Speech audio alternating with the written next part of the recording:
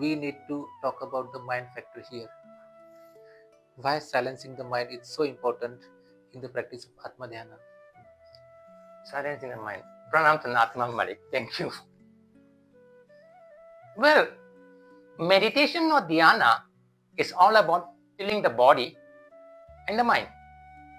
Stilling the body may not prove to be such a challenge, but stilling or silencing the mind can prove to be quite formidable task for many. Here one needs to first understand that the mind is not the brain, but rather the mind is that which triggers or initiates signals to the brain. Hence, it is said that the mind is merely the flow of thoughts.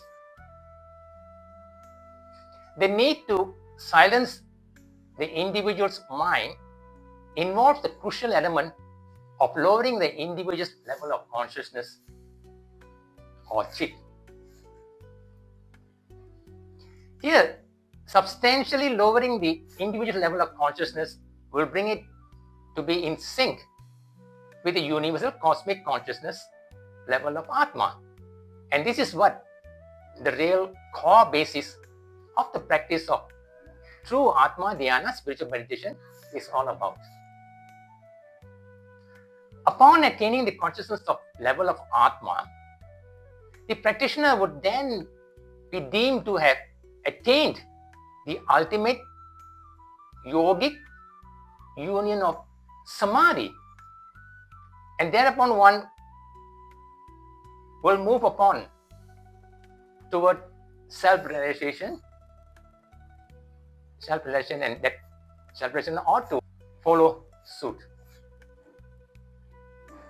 As such, it will now become obvious as to why the silencing of the mind is all that important in meditation and dhyana practices like Atma Dhyana spiritual meditation. It also needs to be pointed out that we do not kill the mind, but rather silence it, as the mind itself is to be utilized as an all-important tool at the initial stages of the practice of Atma Dhyana spiritual meditation. As to how one goes about to silence the mind in dhyana, there may be various approaches. And in our book, Atma Dhyana Spiritual Meditation, we have suggested some very practical approaches towards attaining this most required state of the silenced mind. Thank you, sir.